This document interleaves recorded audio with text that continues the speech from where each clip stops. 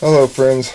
Host Eric here, host Talking with Famous People, and I want to make a quick video that is about extroverts and introverts and telling the difference.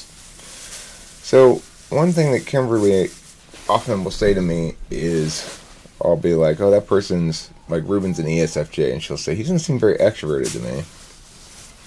Well, in that situation, I think his laying low with us had to do with the fact that he was in a particularly difficult situation in terms of he only had limited FE tools available to him, which he implemented very well. He generally stayed out of our way, but the circumstances were such that he couldn't sustain that battle on FE grounds the whole time because he just whatever. But the point is, more frequently she'll say about extroverts and introverts that ESTJs, like my dad and her mom, might seem not so extroverted. So I wanted to talk about how the extrovert person is not necessarily socially extroverted, and that we generally have a misunderstanding of the word extrovert when we use it in common parlance. So the thing is, an extrovert just refers to somebody who has either extroverted thinking, extroverted intuition, extroverted feeling, or extroverted sensing as their dominant function. Now, 3 of those 4 types are most of the time going to seem extroverted in the colloquial sense. And that's the extroverted feelers, the extroverted intuitors, and the extroverted sensors. And they're going to seem extroverted in the colloquial sense because extroverted feelers are interfacing socially, and extroverted sensors are acting a lot on the world and upon circumstances in real time and following through on plans. They're just doing a lot of stuff, which is necessarily going to involve engaging with a fair amount of people.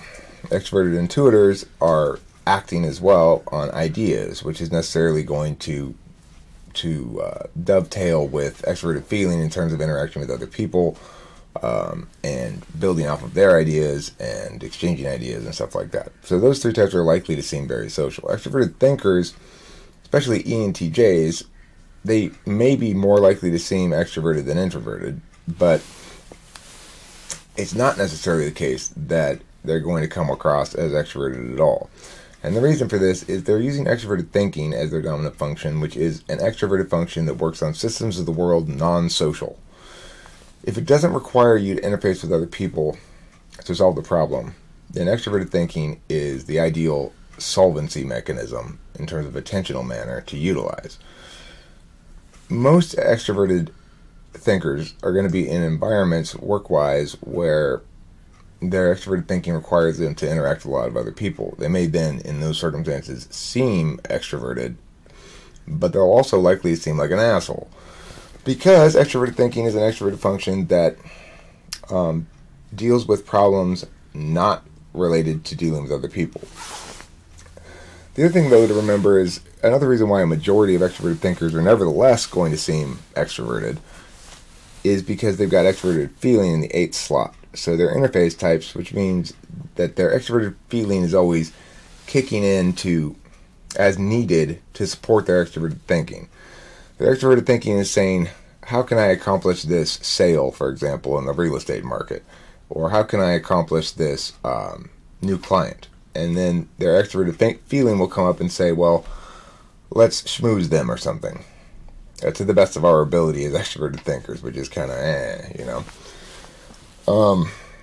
and so, depending on how you interact with somebody, they may or may not seem extroverted if you're an extroverted thinker. However, if you're a family member of an extroverted thinker, and you're evaluating that family member and saying, is this person an extrovert or introvert? And you see them at home and how they act when they're not solving problems out in the world, then you very well may conclude that they're introverted, that most of the things they want to do are independent of social engagement.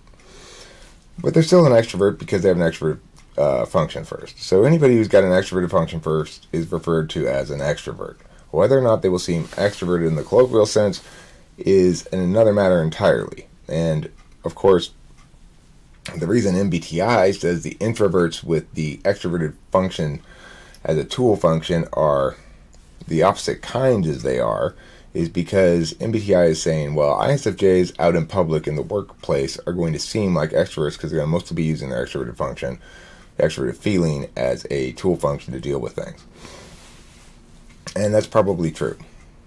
But, of course, it's not helpful in terms of us actually understanding typology and cognitive functions, which is why I prefer the socionics understanding of it, where, ISFJs are actually receivers and ISTPs are actually judgers. Okay, so that's it for this video, and I hope that provides some thoughts for you to consider and or build off of regarding extroversion and introversion. And if you disagree or have any other thoughts about it, please share those in the comments. Thank you for the clarity, host Eric. You're welcome, Kimberly. Thank you for bringing up the topic.